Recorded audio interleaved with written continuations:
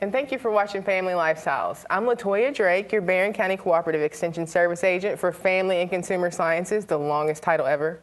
And I've got with me Kelly. She's the Allen County agent. She's my counterpart in Allen County. And we've got a special guest today. I'm really excited to have her, but not so excited about the conversation, but really a needed conversation because this is all something that we're going to have to face, hopefully not soon, hopefully later than sooner. But we want to talk about Kentucky Legal Aid and living wills today. And we've got Bobby here. You are Bobby Esters, correct? Yes, that is correct. With the Kentucky Legal Aid. Yes. Right? And so what is your job there? I'm the benefits director with Kentucky Legal Aid.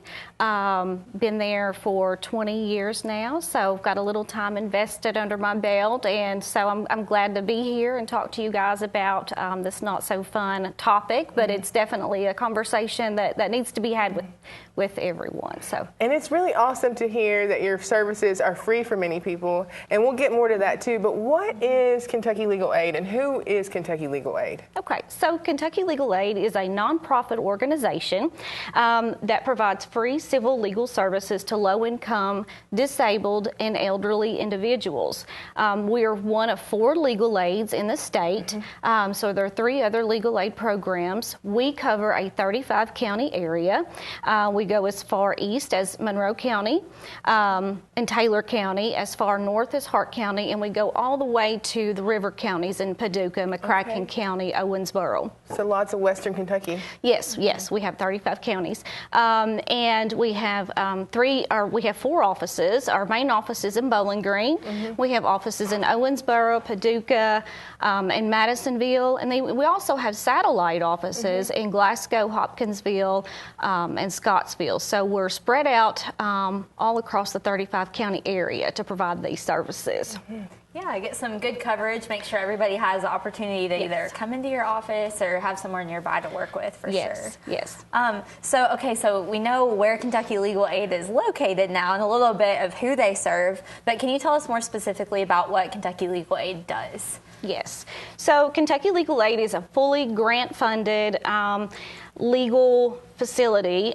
We house approximately 45 employees across all of our offices, and we have 4 main focus areas. The first focus area is systemic advocacy, which targets litigation that impacts a community or population beyond the individual. Legal advocacy, which includes court administrative proceedings, mediation, document preparation, and intervention.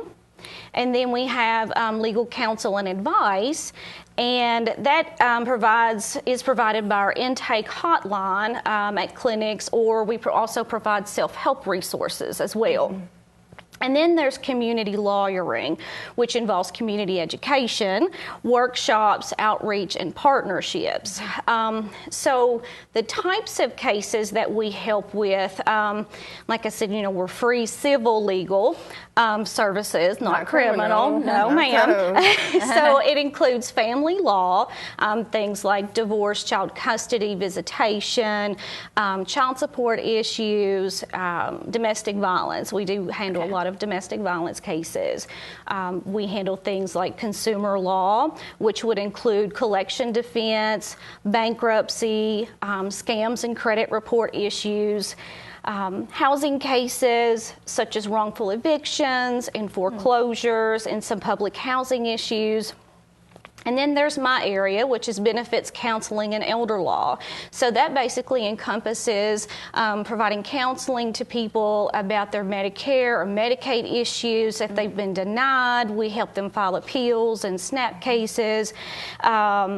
Social Security cases, and then as far as the elder law aspect, and we think elder law, but it doesn't necessarily apply just to elderly, but it's living wills, powers of attorney, last wills and testaments, qualifying income trust, special needs trust, all those types of things that we provide to the community at free of charge. That's amazing. It sounds like y'all are really good, I don't know if advocates is the right word, but you're there to help people. Even though, what we're talking about is kind of a heavy topic and tricky to deal with, and just most people don't know. I wouldn't know exactly what to do. Right. But y'all are kind of there to help guide people through the process of whatever it might be. Yes, absolutely. I usually tell anyone, if they're not sure if they need our services or if it's anything that we can help with, to go ahead and give us a call, because that's what we have several people devoted to our intake hotline. So they screen people, we talk to them, and kind of get them on the path to the right attorney or advocate that can help them. In some cases, maybe we can only provide counsel and advice and kind of get you on the right path, but in a lot of cases, we can also provide that extended representation to remove that legal barrier that you're having. So if you guys don't know what to do in a situation, you know who to contact to get somebody help. Yes, we do. And so you briefly mentioned who you're helping, but who is eligible for your services? Okay, so for Kentucky Legal Aid, we serve families and individuals in the community who are low income and or 60 years of age or over. So when I say 60 years of age or older, you can access our services regardless of your income or assets. If you're under 60 years of age, you do have to be financially eligible for our services. And basically what that looks like, for an individual, your income would be around $15,613 annually, or for a family of 4, that would be around $32,188 annually. So it's around 125% of the federal poverty line that we serve. There are primary exceptions when we're talking to people and taking cases where there's, we've got an eviction case. That's something that you will usually talk to and assist with regardless of income, and the same for victims of violence. There's, several exceptions that we make depending on the type of case. So again, regardless of what you're making, call us to see if it's something that we can help with, even beyond your income. Sliding scale income-based payments? No, no, we do not. If you qualify for services, everything is free of charge. There's no sliding scale. We don't charge any sort of fee whatsoever. Okay. That's a really, really great resource because, as we all know, legal fees and all of that stuff can be incredibly expensive and not affordable. So it's nice to have this option for managing those tough times. We talked about it's not really a happy topic, but it will be easier to handle if you've thought ahead a little bit about what to do, or maybe even contacted Kentucky Legal Aid just to get in touch. So, we talked about what y'all do help with. Is there specific things that you do not help with or that are excluded? Yes, absolutely. And like I said, we are a civil law firm. We are not criminal attorneys. We can't help you with their speeding ticket, nor are we able to help with any sort of personal injury case or what we call a fee generating case where we might be paid fees or recover money for a person. Those are cases that we are prohibited by the Legal Services Corporation from taking. So definitely those are types of cases you would have to speak with a private attorney with. So gotcha. Well, thank you so much for all that you've shared with us so far. We're going to be back with more information on the specific services that Kentucky Legal Aid provides, as well as partnerships with local extension offices here in your Barren River area or Mammoth Cave area, however you want to phrase it. Brad area, counties. whatever. Brad, yes. South Central Kentucky, wherever we are. So we'll be talking a little bit more about how Extension has partnered and ways that you can benefit from the services that Kentucky Legal Aid provides in just a moment. So don't go anywhere. We will be right back.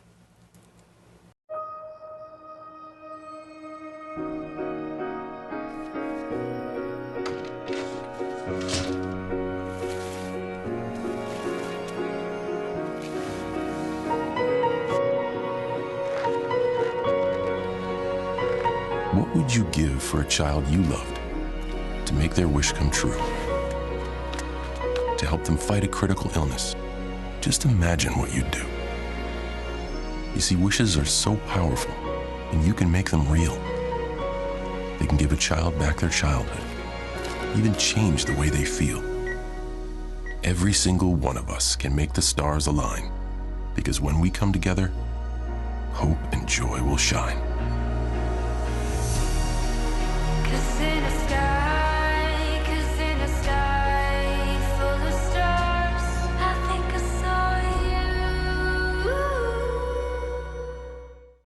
Welcome back to Family Lifestyles. I'm LaToya Drake, your Barron County FCS agent, and I've got Kelly Burgess here with me, and she's our Allen County agent, and we're talking a serious topic. You know, during the plague that we just had, the COVID situation, many folks more than ever have been affected with loss.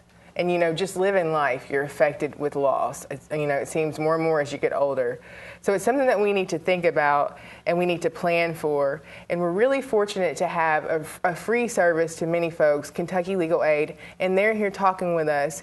And we have some upcoming free programs for folks in the South Central Kentucky area. Yeah. So where are some of these clinics coming up? They're Living Will clinics. Okay, so we are very excited about the collaborations with the UK Extension offices.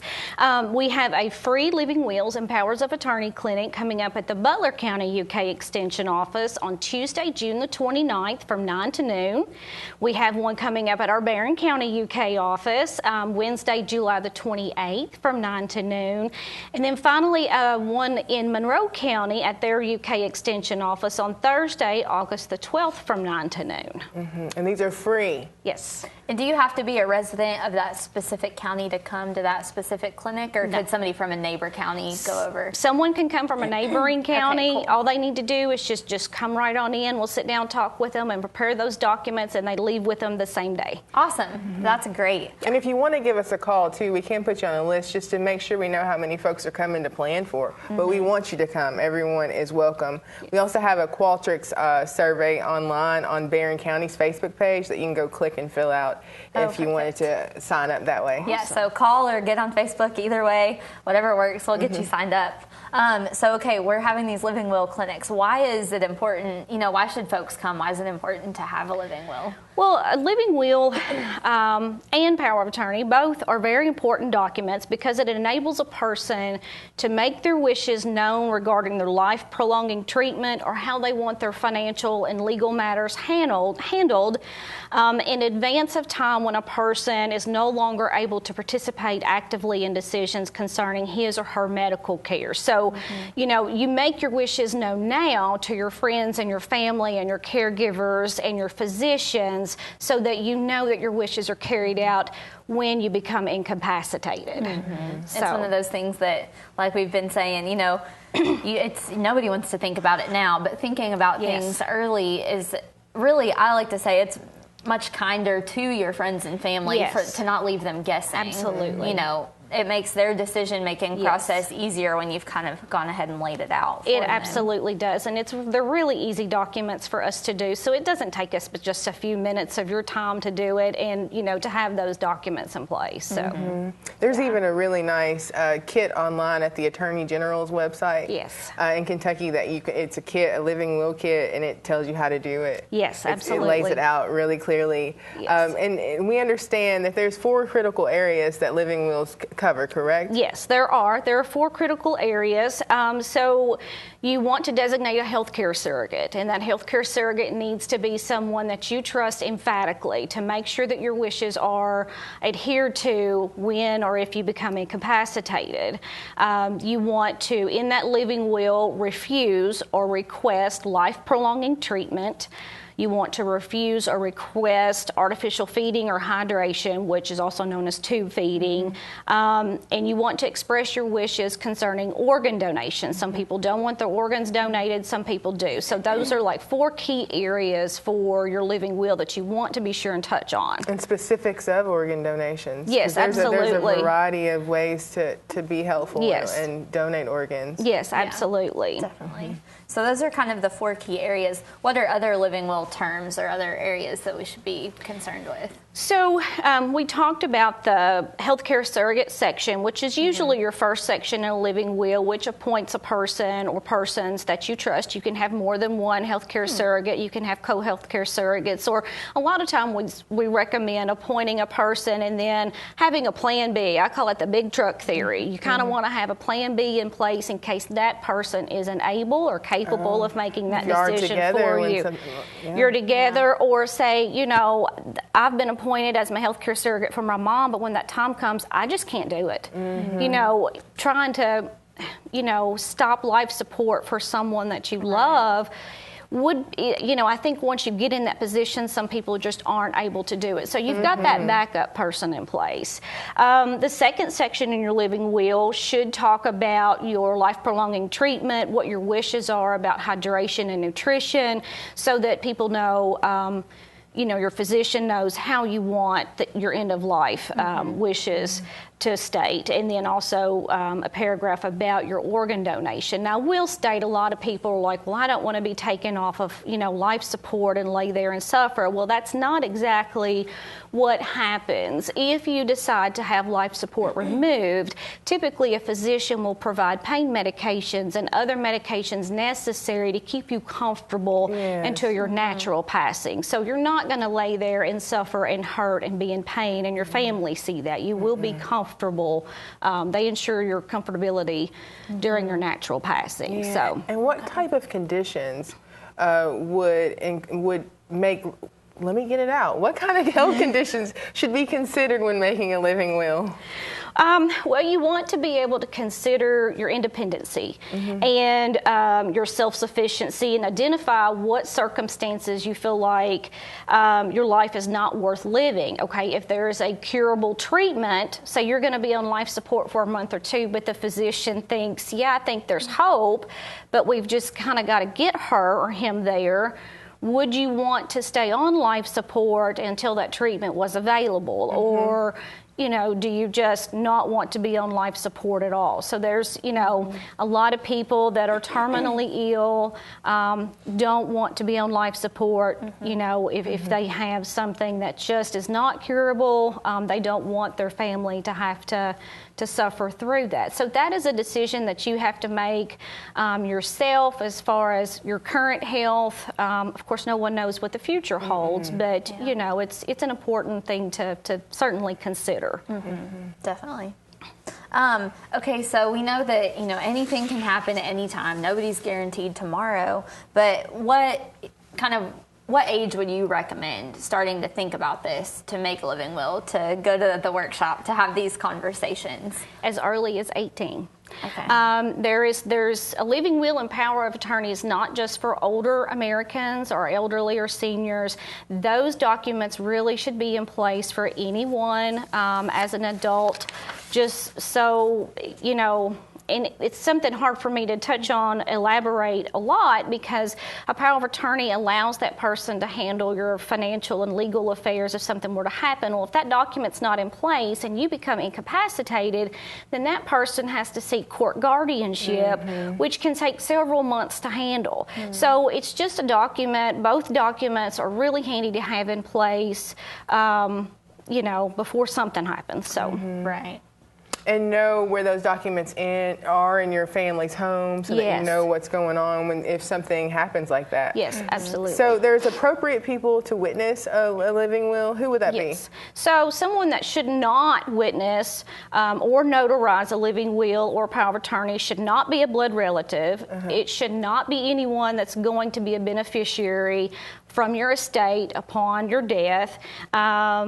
It should not be your attending physician or anyone that's going to be financially responsible for your health care. So I typically say get a couple of neighbors to witness or something, someone that's just not related or doesn't have anything to do with your documents at all. Right. Okay. So you want someone who's not related to you to witness these documents. Yes, a neutral party. So that it doesn't look like it's coerced or anything, ma'am. right? Yes. So we have information about living wills, and we're going to have some clinics in a variety of counties, and we're going to discuss this more when we return to Family Lifestyles. Thank you for watching. Thank you. Hannah complained of a headache. It was a rhabdomyosarcoma. Within a few days, Hannah was in treatment because we were told that the tumor was very aggressive. St. Jude is an asset to the world. The research that is developed here is offered freely. I think it's the kind of place that could teach the world a couple of lessons about how to treat people.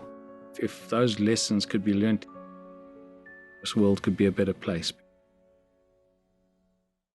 Welcome back to Family Lifestyles. If you've been with us so far, you've been hearing us discuss all about Kentucky legal aid and living wills most recently in our last segment.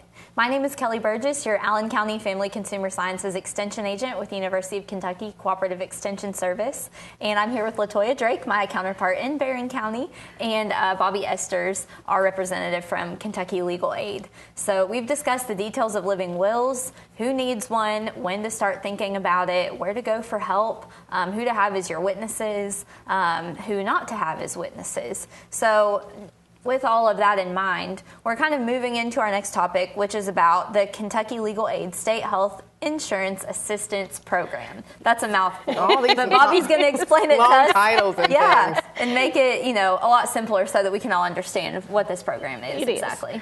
So the State Health Insurance Assistance Program, it's also called SHIP. I am the SHIP coordinator for our Brad area. And the SHIP program was created to make grants to states to establish and maintain health insurance advisory service programs for Medicare beneficiaries. Grant funds were made available to support information, counseling, and activities relating to Medicare, Medicaid, and other related insurance, Medicare options, and other health insurance benefit information. So we do a little bit of any kind of insurance. I'm also a connector with the state of Kentucky, so I'm able to do Medicaid applications for people as well. The SHIP mission is to empower, educate, and assist Medicare-eligible individuals, their families, and caregivers through objective outreach, counseling, and training to make informed health insurance decisions that optimize care and benefits, optimize access to care and benefits. So the SHIP program is free, and we provide in-depth, unbiased, one-on-one counseling to Medicare beneficiaries, their family, or caregivers.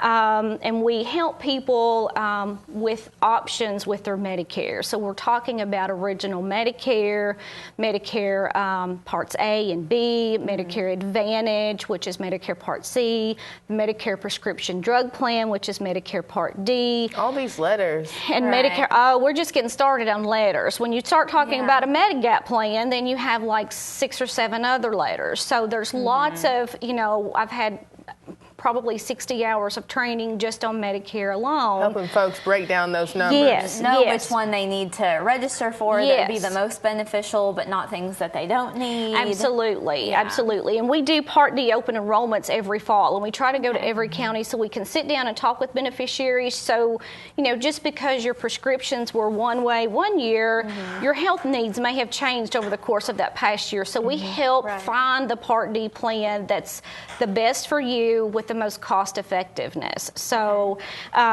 the other thing that as a SHIP, there are programs called the Medicare Savings Program and the Low Income Subsidy, which is also called Extra Help. Those programs help low income individuals pay for their Part B premiums, which is $148.50 a month. It also helps them pay for their co-insurances and deductibles for both the Part B and their Part D drug plans. So it's very, and it doesn't cost anything to apply. And, I send those applications in for people, as a SHIP counselor. Okay. So. Is that similar at all to the like a health savings account or you know what I mean, like a Flexible where spending. Flexible spending where people Yes. can contribute ahead of time and then use those funds later? No, it is a state-funded program. Okay. The Department for Community-Based Services, Cabinet for Health and Family Services, if an individual qualifies for the Medicare Savings Program, then the state pays that for Okay, them. gotcha. So basically what happens if someone is getting Social Security, a lot of times their Medicare Part B is coming out of their Social Security check. Okay. Well, with this program, it pays it on their behalf, so it actually restores at least $148.50 of income to their house per month. So someone that's on a fixed income, that's a lot of money. That would be Yeah, it is. extremely helpful. So, That's yeah. your It's a whole grocery bill. or your It's gas electric or bill. Yes, Yeah. ma'am. Yeah. Yes, ma'am. More food. It helps provide, stability for their housing and utilities. So, I try to reach people and get that information out as best I can because it's free to apply. So, Right. And Kentucky Legal Aid has so many free services. Before we go on to the next question, too, let's just summarize what those services are again that folks can get for free. Okay, so we provide a variety of free civil legal services ranging in things from housing counseling, help with foreclosures, evictions, consumer law. We help people with expungements. You know, if someone's, you know, they made a mistake several years ago and it's showing on the record and they're not, you know, it's preventing them from being gainfully employed. We help them expunge that because then that's going to help them become employed, find better housing, be more self-sufficient. and things. Yes, absolutely. Again, you know, our goal is to remove legal barriers for people to help them become more self-sufficient. So we've been helping people with their unemployment issues that they've had, and we've had a lot of those. And of course, our benefits and elder law areas. Yeah, for sure. And we've discussed living wills and that thing too. So how would someone contact Kentucky Legal Aid to get the assistance? Okay, so all you have to do is give our office a call, our intake hotline. We answer live calls every day. Our intake is 270-782-5740. And our intake is open Monday through Thursday, 8:30 a.m. to 6 o'clock p.m. Typically, an intake is taken and you receive a return phone call from an attorney, usually within 24 hours. Wonderful. Yeah. Awesome. Yeah. So if they've made that first call, or if they're, I don't know if you're able to just come in to the office, but if they have an appointment, what are things that they need to bring with them so that appointment can be maximized and be effective? Right, absolutely. So your appointment, what you bring to your appointment will kind of depend on what type legal problem that you're having, but typically, and then when that appointment is made, the advocate will tell you what ought to bring with you to that appointment. But what I suggest bringing at minimal is your ID, your proof of income, and then any documents you might have relating to your case. If you're having maybe an issue with your Social Security, go ahead and bring all your Social Security letters, because that allows the advocate a little better view as to what's going on, so we know how we can help you resolve that issue. Okay, perfect. It's kind of like if you were a doctor, they would need to see your medical records. Yes, so absolutely. If you are needing help with a certain part of your legal case, then bring all the stuff that has to do with that so they can get a full picture. Absolutely. It just helps us help you a little bit better and a little more efficient. So. For sure. And we're having workshops in a variety of counties across the South Central Kentucky areas. And so what should folks bring to that workshop, and where are these workshops? Okay, so our first workshop is coming up in Butler County on June 29th from 9 to noon. That's at the UK Extension Office. The next one is Barron County, July the 28th from 9 to noon. And the third one is the Monroe County UK Extension Office, August the 12th from 9 to noon. And when you come to that, just bring your ID and proof of your household income.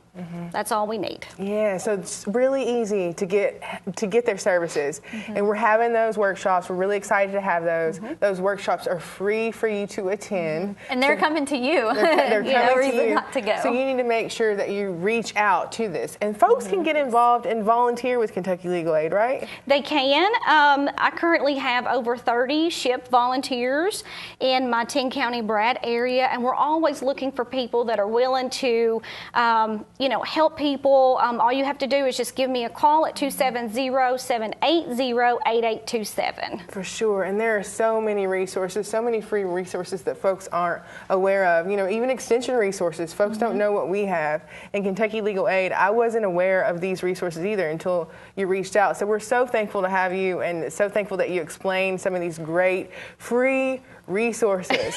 So guys, make sure that you reach out to your extension service to see if there is a clinic in your community or another county, and use these free services. Thank you for watching Family Lifestyles.